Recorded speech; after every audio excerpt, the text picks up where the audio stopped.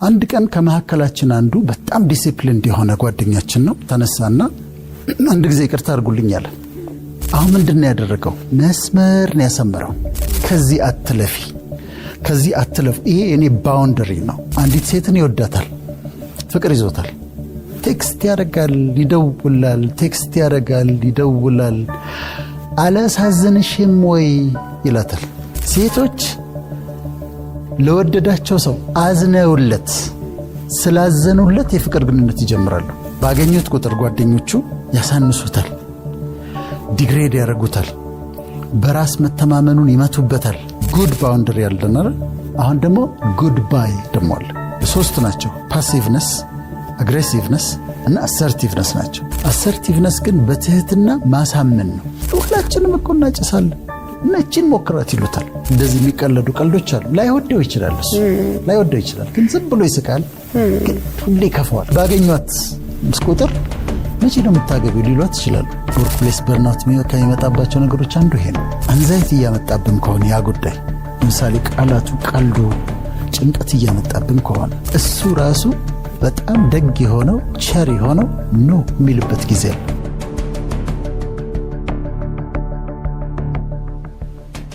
ይሄ አሁን ያነሳሽው ሐሳብ በስነ ልቦና አሰርቲቭነስ ይባላል። ምን ማለት እንደሆነ በምሳሌዎች ላስረዳ። ከዚህ ለሥራ አንድ ቦታ እየሄድሽ ነው። ሌትስ ሴ ለንደን ልትሄጂ ነው። ትኬት ቆርጠሻል። ትኬት ስትቆርጪ ወንበር መርጠሻል። ስትገቢ አውሮፕላን ውስጥ ስትገቢ ሌትስ ሴ አንቺ ወንበር 12A ነው የመረጥሽው። መስተዋቱ ጋር ያለውን ወንበር ነው። ስትገቢ ግን 12A ላይ አንድ ሰው ተቀምጧል። ምንድነው የምታረጊው? አሁን በማንነትሽ ባለሽ አሰርቲቭነስ ይወሰናል። አሰርቲቭ ካልሆንሽ በቃ ተቀምጦበታል ታፍሪና ምን ማድረግ ይችላልው ቲና መሐለኛው ወንበር ላይ ተቀምጠሽ ያንን ሁሉ ሰዓት እንደተናደድሽ እንደከፋሽ ተደርሸልሽ። ግን ይሄ ወንበር በትህትና ግን በድፍረት ይሄ ወንበር እኮ የኔ ነው 12A የኔ ነው ካልሽ፣ ወይም ደግሞ ሆስተሷን ትጠሪያትና ይሄ ወንበር ይሄ ነበር ግን ሰው ተቀምጦበታል ብለሽ በትህትና ስትጠይቂ ሰውየው ይነሳል። አንቺ ዊንዶው ሲትሽ ላይ ተቀምጠሽ በደስታ ትሄጃለሽ። ይሄ አሰርቲቭነስ ይባላል።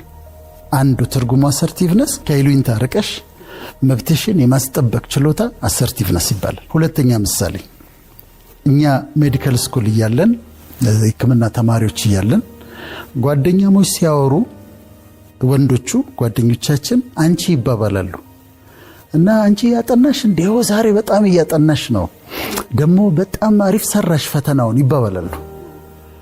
አንድ ቀን ከመሐከላችን አንዱ በጣም ዲሲፕሊን የሆነ ጓደኛችን ነው ተነሳና አንድ ጊዜ ይቅርታ አድርጉልኝ አለ። እኔ አለ አንቺ ሲሉኝ አልወድም አለ። ስለዚህ አንቺ አትበሉኝ አለ። ስታወሩ አንቺ ምናምን እናንተ ከፈለገ እኔ ግን አትበሉኝ፣ እኔ ወንድ ነኝ አንቺ መባል አልፈልግም አለ። የሴትነትን ማሳነስ ሳይሆን ግን ወንድ ነው። ከዛ ቀን ጀምሮ ሁሉም ተማሪ እሱን ማንም ሰው አንቺ አይለው። አሁን ምንድነው ያደረገው? መስመር ነው ያሰመረው። አሰርቲቭነስ ማለት በህይወትሽ የምታሰምሪው መስመር ነው። ከዚህ አትለፊ፣ ከዚህ አትለፍ። ይሄ እኔ ባውንደሪ ነው። ባውንደሪውን አስመር ያለሁና የማትወጂውን ነገር መናገር፣ ይሄን አልወድም እንዲህ ሲሉኝ አልወድም ማለት እሱ አሰርቲቭነስ። ሌላ ምሳሌ ልንገርሽ። አንድ ሰው አንዲት ሴትን ይወዳታል፣ ፍቅር ይዞታል። ቴክስት ያደርጋል፣ ይደውላል፣ ቴክስት ያደርጋል፣ ይደውላል። አላሳዝንሽም ወይ ይላታል። እሷ ነው ትላለች። ታመምኩኝ መታመሜ ነው እንዲህ ልሁን ነው ትላለች። ይሄ አሰርቲቭነስ ነው። ግን ምን ይሆናል መሰለሽ ምህረት፣ ብዙ ጊዜ ሴቶች ለወደዳቸው ሰው አዝነውለት ስላዘኑለት የፍቅር ግንኙነት ይጀምራሉ። ይሄ መሆን የለበትም። እንዲህ ሴት ወዳውና ምናበት ነው እንጂ ማግባት ያለባት አዝናለት ማግባት የለባት። ስለዚህ ይሄም ደግሞ ስታየው ያቺ ነው ያለችው በጣም እንዲሆኛለሁ ታዝንለታለች፣ ትራራለታለች፣ ትመክረዋለች። ግን የፍቅር ግንኙነት ግን ነው። አራተኛው ምሳሌ የምሰጥሽ ጓደኛሞች ናቸው፣ ግን ባገኘው ቁጥር ወይም ባገኙት ቁጥር ጓደኞቹ ያሳንሱታል፣ ዲግሬድ ያደርጉታል፣ በራስ መተማመኑን ይመቱበታል፣ ስለ ራሱ ያለው አመለካከት ትንሽ እንዲሆን ያደርጉበታል። ይጠይቃቸዋል እንዲያስተካክሉ፣ ይለምናቸዋል እንዲያስተካክሉ፣ አያስተካክሉም። ከዛ ምን ያደርጋል? ቅድም ጉድ ባውንደሪ ያለና አሁን ደግሞ ጉድ ባይ ደግሞ አለ። ጉድ ባይ መለየት ካለብሽ የምትለይበት ውሳኔም እሱም አሰርቲቭነስ ነው። በቤተሰብ ነው የሚባሉ ነገሮች አንዳንዱ ለጥቅማችን ነው። ለምሳሌ ወደ የራሳችን ውሳኔ መወሰን የማንችልበት እድሜ ላይ ባለንበት ጊዜ ቤተሰብ አይሆንም የሚልበት ጊዜ አለ። ለምሳሌ ናይት ክለብ ጓደኞቼ ይሄዳሉና እኔ መሄድ እፈልጋለሁ ስትል አንዲት ሴት ልጅ ቤተሰብ ነው ይላል። አደገኛ ሆኖ ሲታየው ቤተሰብ ስለሚያውቅ የበለጠ ወላጆች ማቹር ስለሆኑ ኖ የሚሉበት ጊዜ አለ። በነገራችን ላይ አሰርቲቭነስ ከአግሬሲቭነስ ይለያል። አግሬሲቭነስ ተሳድቦም ተጣልቶም ነገሮችን ማስፈጸም ነው። አሰርቲቭነስ ግን በትህትና ማሳመን ነው። ያ መብትሽ የሆነውን ነገር የምትፈልጊውን ነገር በትህትና በደንብ አድርገሽ ታሳምኛለሽ። ከዚሁ ጋር ተያይዞ ግን አሁን ተማሪዎች ስለሚያዩን በደንብ እንዲሰሙን የምፈልገው ነገር አለ። አሁን ባነሳሽው ሐሳብ ላይ ጓደኞቻችሁ ይመጡና ለተማሪዎቹ እየተናገርኩ ነው፣ እቺን ሞክራት ይላሉ። ሁላችንም እኮ እናጨሳለን እና እቺን ሞክራት ይሉታል። አሁን እሺ በማለቱና እምቢ በማለቱ መካከል ህይወቱ ይወሰናል። ማለት ላይፍ ነው ዲተርሚንድ የሚሆነው። እሺ ካለና አንዴ ከቀመሰው የማይወጣበት ወጥመድ ውስጥ ሊገባ ይችላል። እምቢ ካለና ጓደኞቼ ቢያዝኑ ይሻላሉ ካለ ግን ያመልጣል። ስለዚህ እኔ የምላቸው ወጣቶችን ተማሪዎችን እምቢ በሉ። ዛሬ ኢቢኤስ ያመጣላችሁ ጥሩ ቶፒክ አለ። ሴይ ኖ። ሲጋራ ቅመሳት ኖ። ናይት ክለብ ይሁን ብናን ፓርቲ ተዘጋጅቷል እንሂድ ኖ። እኔ የመጣሁት እዚህ ኮሌጅ ተማሪዎችም ሊሆን ይችላሉ። አንዲት ሴት ይነዘንዟት ይሆናል እንዲህ ካልሄድን ጭፈራ ካልወጣን። እኔ የመጣሁት እዚህ ዩኒቨርሲቲ የመጣሁት ኮሌጅ የመጣሁት ለዓላማ ነው፣ ለመማር ነው የመጣሁት። ኖ ማለትን ልመዱ። አሰርቲቭነስ ይኖራቸው። እኔ ሃይ ስኩል ቦሌ ነው የተማርኩትና ጓደኛሞች 4 ነበር። ከዛ ትምህርት ቤት እየሄድን ሁለቱ በተለይ ጓደኞቻችን ንቅጣው ይባባላሉ። ክላስ ንቅጣ ይላሉ። ከዛ እኔ በፍጹም እላለሁ፣ በፍጹም እንቅራንት ምን የት ትደርሳለሁ ብለህ ነው ይሉኛል። የት ደርሳለሁ ብለህ እስቲ እናያለን የት እንደምትደርስ ነው ይሉኛል። ሌላው አንዱ ጓደኛዬ አሸንፈዋለሁ ወደኔ ይመጣል። ዳይታብዬ ይባላል፣ አሜሪካ ነው ያለው እና አሸንፈውና ወደኔ ወስደዋለሁ ወደ ትምህርት ቤት። እነሱም ቢብለው ይቀራሉ። ኖ ማለት በጣም በጣም አስፈላጊ ነገር ነው። የፒር ፕሬሸርን ወጣቶች የሚቋቋሙበት ኖ በማለት የሚያመልጡት ችግሮች አሉ በብዛት እና ሊለማመዱት የሚገባ ነገር ነው ብዬ አምናለሁ። ኖ በጣም እኮ አሪፍ ነገር ነው። ስለዚህ አሁን እንዲለምዱት ነው የምንፈልገው። አሰርቲቭነስን መብታቸውን ማስጠበቅ ያለባቸው ቦታ ላይ በትህትና በአክብሮት፣ ባውንደሪ ማስመር ያለባቸው ቦታ ላይ በትህትና በአክብሮት፣ እምቢ ማለት ያለባቸው ቦታ ላይ ታስረዳዋለች። ይህ ይሄድብናል ልንጋባ አይደል እንዴ?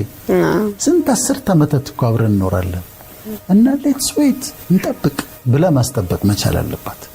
እና እንደሱ ሲሆን ትዳር ውስጥ ሲገቡ በኃይል ያማረ ግንኙነት ይሆንላቸዋል ማለት ነው። ጓደኝነት አሁን ጓደኛሞች ያዩናል አይደለም? ይህንን ወስደው መጠቀም አለባቸው። ምን ያድርጉ? ሲገናኙ 3-4 ቢሆኑ የማይወዱትን ነገር ይነጋገሩ። እኔ እኮ የኛው እኮ አልወደውም ትበልና ትንገራቸው ወይም ይንገረው። ያው እንትን እያልኩ ነው እንጂ እቺኛዋን ቀልድ አልወዳትም። ለምሳሌ በአካል ላይ የሚቀለዱ ቀልዶች አሉ። በቆዳ ቀለም፣ በቁመት ርዝመት ማጠር እንደዚህ የሚቀለዱ ቀልዶች አሉ። ላይወደው ይችላል፣ እሱ ላይወደው ይችላል፣ ግን ዝም ብሎ ይስቃል። ግን ሁሌ ከፈዋል፣ ውስጡን ያብሰለስላል በጣም። ስለዚህ ጓደኛሞች ከሆኑ ግልጽነት ማምጣት አለባቸው። እቺኛዋን ነገር ነው እኔ የማልወዳት፣ እንደውም እቺን ፕሮግራም አብረው አይተው መነሻ ሊያደርጉት ይችላሉ። ይሄኛውን ነገር አልወደውም ማለት። ሌላ ጓደኝነት ላይ ይሉኝታ ሲይዝ አንዷ ለምሳሌ የልጇን ትምህርት ቤት ልትከፍል ነው። ሰኞ ትምህርት ቤት መክፈል አለባት። ቅዳሜ ጓደኛዋ ትመጣና ብር አበድሪኝ ትላታለች። አሁን እሷ ብታበድራት ጥሩ ነው፣ ብትሰጣት እኮ ጥሩ ነው። ግን የልጇን ትምህርት ቤት ሰኞ መክፈል አለባት። ግን በይሉኝታ ምን ታረጋለች? ጓደኛዬ ጠይቀኝ እንዴት አልሰጣትም ብላ ትሰጣታለች። ሰኞ ከትምህርት ቤት ይደወልላታል። ይሄ የማይሆን ነገር ነው። ስለዚህ ማስረዳት ቅድም ያነሳሁት አለ 3 ናቸው። ፓሲቭነስ፣ አግሬሲቭነስ እና አሰርቲቭነስ ናቸው። አሰርቲቭነስ በትህትና አስረድተሽ በአክብሮት ኖ ስትይ ነው። አግሬሲቭነስ ለምሳሌ አውሮፕላን ውስጥ ገብተሽ ወንበርሽ ላይ ከተቀመጠው ሰውዬ ጋር ከተጣላሽ ነው ወንበሬ ነው ተነሳ ምናምን ብለሽ ከተጣላሽ አግሬሲቭነስ ነው። ፓሲቭነስ መካከለኛው ወንበር ላይ በቃ ምንም ማድረግ አልችልም ብለሽ ስትቀመጪ ፓሲቭነስ ነው። ከነዚህ ሁሉ በጣም ጥሩ አሰርቲቭነስ ነው። ሲኒማ ቤት ገብተሻል እንበል። ሲኒማ ቤት ገብተሽ ከኋላሽ የተቀመጠው ሰውዬ እግሩ እንደዚህ ያጫወተ እግሩ ይነቃነቅ እና እግሩን ሲያነቃንቅ ወንበሩን ይመታዋል፣ ጓ ያደርጋል። አሁን ፓሲቭነስ ከሆነ የምትከታዩ ጸጥ ብለሽ እንደተቃጠልሽ ዝም ብለሽ ጨርሰሽ ትወጫለሽ። አሰርቲቭ ኮንሽንስ ዞርቲና እንትን ጫማ እየረበሸኝ ነው ሶሪ ብለሽ በአክብሮት በትህትና ህይወትሽን ይለውጠዋል። አሰርቲቭነስ በጣም ይለውጠዋል። ጓደኝነት በሚውቹዋል ሪስፔክት ላይ የተመሰረተ ነው። እርስ በርስ በመከባበር ላይ መመስረት አለበት። በኢምፓቲ ያንቺ የሚሰማሽን ስሜት እኔ ተሰምቶኝ በአንቺ ቦታ እያረኩ ራሴን እያየሁ በዛ ላይ የተመሰረተ ነው። በጥቅም ላይ መሰረተም። ጥሩ ጓደኛ ያላቸው ሰዎች የተሻለ የአእምሮ ጤና አላቸው። ያ ግን የሚሆነው ተነጋግረው የሚወዱትንና የማይወዱትን ነገር ተነጋግረው ይቺን አልወድም ሁለተኛ እንዲህ እንዳትሉኝ እንዲህ ስትሉኝ አልወድም። ለምሳሌ ባገኟት ቁጥር መቼ ነው የምታገቢው ሊሏት ይችላሉ። አንቺ አታገቢም እንዴ? መቼ ነው የምታገቢው? ይሄ ነገር እሷ በተገናኙ ቁጥር ዳውን የሚያረጋት ከሆነ ስትለያይ ከነሱ ጋር ተጫውታ ስትለያይ ከፍቷት አንድ ሳምንት የምትቀመጥ ከሆነ ሻሱ ተልተም ይሄን ነገር እኮ አልወደውም ማለት አለበት። በግልጽ ካደረጉት ከዛ በኋላ ተከባብረው ህይወታቸውን ኢንጆይ ያደርጋሉ። አንዱ በስራ ቦታ ወርክ ፕሌስ በርናውት የሚባለው ወርክ ፕሌስ በርናውት ከሚመጣባቸው ነገሮች አንዱ ይሄ ነው። ከስራ ዲስክሪፕሽን ውጪ ከጆብ ዲስክሪፕሽን ውጪ እንዲሰሩ ሲታዘዙ ወይም ከሰዓታቸው ውጪ እንዲሰሩ ሲታዘዙ። አሁን እዚህ ጋር አሰርቲቭነስ እንዴት ነው የሚመጣው? አይጣላም ካለቃው ጋር። ከተጣላ አግሬሲቭነስ ነው። ዝም ብሎ አይገዛም። ከተገዛ ፓሲቭነስ ነው። አሰርቲቭነስ ግን ምንድነው የሚያደርገው? ጊዜ ጠብቅና በጣም በትህትና ሆኖ በአክብሮት ሆኖ አለቃውን እኔ ስራዬ ይሄ ነው፣ ተጨማሪ ይሄን በመሰራበት ጊዜ ይቃጠላል፣ ለልጆቼ ጊዜ መስጠት አልችልም፣ እማነብበት ጊዜ ይወሰዳል እና እነዚህ ነገሮች ቢነሱልኝ። አሁን አሰርቲቭነስ ላይ ምን አለ መሰለሽ? አክብሮትና ትህትና አለ፣ ጥበብም አለ። ገብቶ በጥበብ በአክብሮት በትህትና ያ ነገር እየጎዳው እንደሆነ መናገር አለበት። ፓሲቭ ሆኖ ግን እዛ ሄደሽ ይሄን አድርግሽ ይሄን አድርግሽ እሱ እያስደሰተ ነው ይመስለው፣ ግን ውስጡ ከፍቶታል። አለቅየው ደግሞ ላያውቅ ይችላል እኮ እየተጎዳ እንደሆነ አለቅየው ላያውቅ ይችላል። ስለዚህ አሰርቲቭ ስትሆኚ ጥበበኛ ሆነሽ በአክብሮት በትህትና ትገቢና ይሄኛው ነገር አይመቸኝም፣ ሌሎች ቢሰሩት ቤተሰብ ይጠብቀኛል፣ የማንበቢያ ጊዜን ይወስዳልና እንደው ይሄን ብታስተካክልልኝ ታያለሽ። ከዚያ ያስተካክልልሽ እና ስራ ቦታ ላይም ኖ ማለት ሳይሆን ይሄ አግሬሲቭ የሆነ ኖ ሳይሆን ስራሽ እንዳታጪ በትህትና ነገሩን ማስረዳት። ቅድም እንዳልነው በህይወታችን ወሳኝ የሆነ አሁን ለተማሪዎች እንደነገርናቸው ህይወታችንን የሚጎዳ ከሆነ አእምሯችን ላይ ጭንቀት እያመጣብን ከሆነ አንዛይት እያመጣብን ከሆነ ያ ጉዳይ ለምሳሌ ቃላቱ ቀልዱ ጭንቀት እያመጣብን ከሆነ ድብርት እያመጣብን ከሆነ ዲፕሬሽን ያንን ነገር ካሳለፍን በኋላ ሄደን ዳውን ሆነን የምንቀመጥ ከሆነ ዲፕሬሽን እያመጣብን ከሆነ የአእምሮ ጤናችንን እየጎዳብን ከሆነ ማንበቢያ ጊዜያችንን የሥራ ጊዜያችንን እየጎዳብን ከሆነ እነዚህ ነገሮች ኖ ማለት አለብን። አሁን አንቺ ጋር ቃለ መጠይቅ እየሰጠሁ ነው አይደል? ደስ ብሎኝ ነው የመጣሁት። ቶፒኩ አሳምኖኝ ሚዲያችሁም ደግሞ ለህዝብ እንደሚደርስ ይሄ መልእክት ሰው ጋር ደርሶ ለውጥ እንደሚያመጣ ስለማውቅ ነው።